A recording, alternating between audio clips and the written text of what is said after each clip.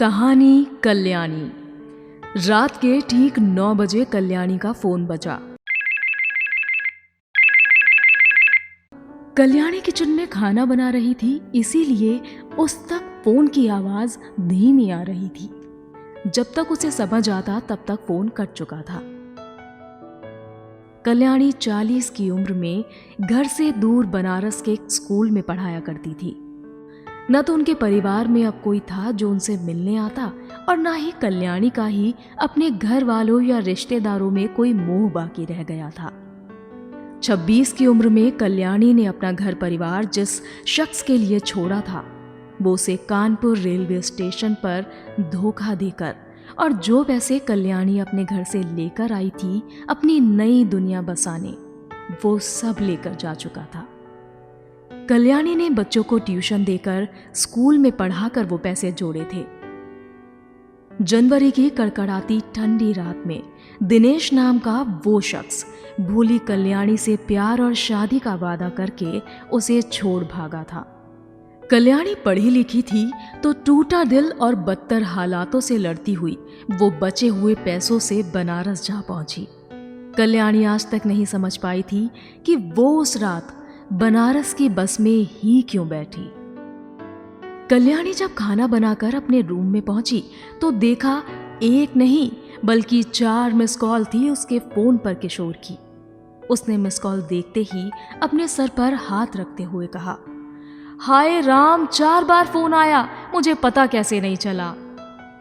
वो अपने साड़ी के पल्लू को जिसे उसने कमर में खोसा हुआ था उसे ठीक करते हुए अपने आधे सफेद और आधे काले बालों को शीशे में देखने लगी। तभी कल्याणी के घर का दरवाजा कोई बिना एक सांस लिए बजाए जा रहा था। अरे आती हूँ बाबा, कहकर कल्याणी ने जाकर दरवाजा खोला तो किशोर खड़ा था। मैं कब से आपको फोन लगा रहा हूँ, आप मेरा फोन क्यों नहीं उठा रही थी? आपने फोन नहीं उठाया तो चिंता हुई मुझे, इसीलिए आ गया हालचाल लेने। किशोर का यूं फिक्र करना अच्छा लगता था कल्याणी को, लेकिन वो डरती थी उम्र के इस बड़े अंतर से। किशोर कल्याणी से उम्र में 10 साल छोटा था और एक यही बात थी जो कल्याणी को किशोर से दूर करती थी। 2 साल पहले अपने दोस्तों के साथ बनारस घूमने आए किशोर ने अपने कैमरा से फोटो लेते वक्त कल्याणी को पहली बार देखा। उसने देखा कि एक औरत हल्के नीले रंग की कॉटन साड़ी पहने आधी गुथी चोटी जिसमें से कुछ बाल निकलकर हवा के साथ उसके चेहरे पर आ रहे थे। गोल चेहरे पर मोटी मोटी आंखों में आते मोती जैसे आंसुओं को उसने कल्याणी की गर्दन पर लुढ़कते हुए देखा था। कल्याणी घाट की सीढ़ियों पर बैठी ढलते हुए सूरज को निहार रही थी या शायद सवाल कर रही थी सूरज से कि मेरी खुशियों का सूरज भी ऐसे ही अस्त हुआ था, लेकिन तुम्हारा तो सवेरा भी होता है ना, फिर मेरा क्यों नहीं। कल्याणी कहीं गहरी उतर गई थी किशोर की आंखों में। वो उससे बात करना चाहता था, समझना चाहता था उसके दुख के कारण को। उसने हिम्मत करके कल्याणी के पास आकर बैठकर कहा, हाय मैं किशोर, आपका नाम? किशोर को यूं बैठकर उसका नाम जानने में रुचि दिखाना उसे अच्छा नहीं लगा। उसने कहा, कौन हो तुम, किसने भेजा है तुम्हें? किशोर को यह सवाल के बदले सवाल कुछ अजीब सा लगा। अरे मुझे कौन भेजेगा, आपको यहाँ बैठे देखा तो अच्छा लगा, सोचा आपसे बातें करूं। एक्चुअली मैं एक फोटोग्राफर हूं और मुझे लोगों के पिक्चर्स क्लिक करना, उन्हें एग्जीबिशन में भेजना बहुत अच्छा लगता है। यू नो व्हाट, पिछले साल बेस्ट फोटोग्राफर का अवार्ड मिला था मुझे मेरी कंपनी से। कल्याणी को समझ नहीं आ रहा था कि ये 5 फीट और लगभग 10 इंच का लड़का उसे कोई चूना लगाने आया है क्या। शक्ल से तो पढ़ा लिखा लगता है, फिर मुझसे यूं अनजान होकर भी जान पहचान वाला रवैया क्यों अपना रहा है। कल्याणी उसकी और बकबक नहीं सुनना चाहती थी, सो नाम बता दिया। कल्याणी नाम है मेरा। इतना सुनकर किशोर ने कहा, सच अ नाइस नेम, ठीक है कल्याणी, कल मिलते हैं यहीं इसी जगह। फिर अपनी घड़ी देखते हुए कहा, कल 6 बजे, ओके बाय, और चला गया। कल्याणी को कुछ भी समझ नहीं आया कि ये लड़का कौन है, क्यों आया और क्यों कल मिलने का वादा लेकर चला गया। और मैं क्यों आऊंगी भला इससे मिलने? मैं कोई छोटी बच्ची हूं क्या कि कोई भी आकर कुछ कहेगा और मैं मान लूंगी? ये कहते कहते कल्याणी को दिनेश के दिए धोखे की बात याद आ गई और वो कहते कहते रुक गई। अब बच्ची नहीं हूं मैं। किशोर से मिलने के बाद ना तो रात में, ना ही स्कूल में बच्चों को पढ़ाते वक्त और ना ही घर वापस आकर कल्याणी सिवाय किशोर के कोई और ख्याल दिमाग में ला पाई। उसने खुद को दिमागी तौर पर समझाया कि अब उसे कोई बेवकूफ नहीं बना सकता और ये लड़का क्या ही बिगाड़ लेगा उसका। अगर वो नहीं गई तो वो ये जरूर सोचेगा उसके बारे में कि मैं आज भी 18 साल की लड़कियों की तरह डरती हूँ। तो दोपहर के 3 बजे तक कल्याणी किशोर से मिलने का फैसला कर चुकी थी। शाम ठीक 6 बजे कल्याणी अस्सी घाट पर पहुंच चुकी थी। गुलाबी रंग की कॉटन साड़ी जिसमें पूरे दिन की भाग दौड़ की सिलवटें साफ नजर आ रही थी। किशोर ने कल्याणी को देखते ही कहा, हे हाय कल्याणी, कैसी हैं आप? कल्याणी ने झिझकते हुए कहा, हाँ मैं ठीक हूं। कहकर सोचने लगी, आखिर काम क्या है इस लड़के को मुझसे? तो उसने सीधे सीधे पूछ लिया, किशोर नाम है ना तुम्हारा? सीधे सीधे बताओ तुम्हें क्या काम है मुझसे?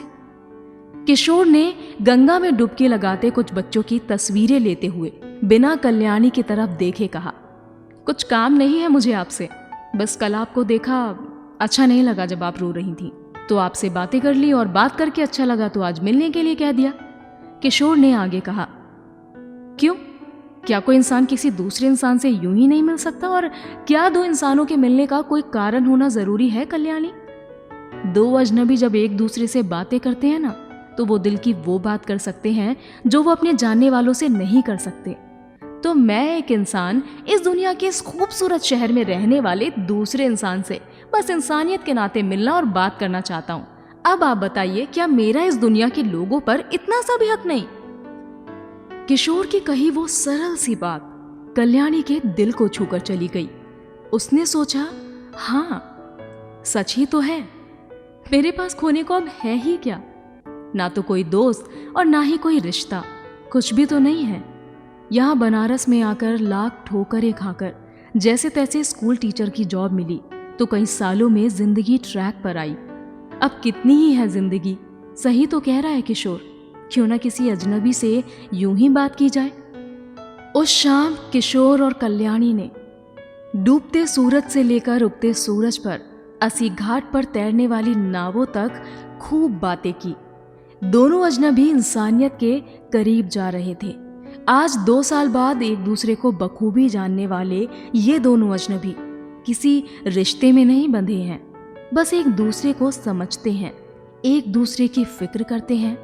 है तो ये प्यार ही, लेकिन जिसमें एक दूसरे को पा लेने की इच्छा ना हो, वो वाला प्यार। लफ्जों का मोहताज ना हो वो प्यार। एक ऐसा प्यार जिसमें ना तो कोई सीमा लांघी गई और ना ही कोई वादा किया गया, कोई उम्र का बंधन नहीं और ना ही किसी एक का हो जाने की शर्त, बस दिल से जुड़े दो लोग। कल्याणी किशोर से अपनी पहली मुलाकात याद कर ही रही थी कि किशोर ने कल्याणी को उसके ख्यालों से बाहर निकाला। हेलो, कहाँ खो गई आप? और हाथ में एक पैकेट देते हुए कहा, ये लीजिए आपका बर्थडे गिफ्ट। कल्याणी ने झिझकते हुए कहा, अरे ये क्या, मैं ये नहीं ले सकती, पहले से खोलकर तो देखिए कल्याणी, फिर फैसला कीजिएगा। किशोर ने बहुत भरोसे के साथ ये बात कही जैसे पैकेट खोलने के बाद कल्याणी मना ही नहीं कर सकेगी। कल्याणी ने उस रंग बिरंगे पैकेट को खोला और उसमें लिपटे फोटो फ्रेम को बाहर निकाला। फोटो फ्रेम को देखकर कल्याणी की आंखें भीगने लगी। किशोर ने कल्याणी को उसके पिक्चर्स का एक कोलाज गिफ्ट किया था, जिसमें उसकी कुछ ऐसी तस्वीरें थीं जिनके बारे में कल्याणी को याद भी नहीं था। कहीं अस्सी घाट पर पानी में पैर भिगोती हुई कल्याणी, तो कहीं बच्चों के साथ खुलकर हंसती हुई कल्याणी।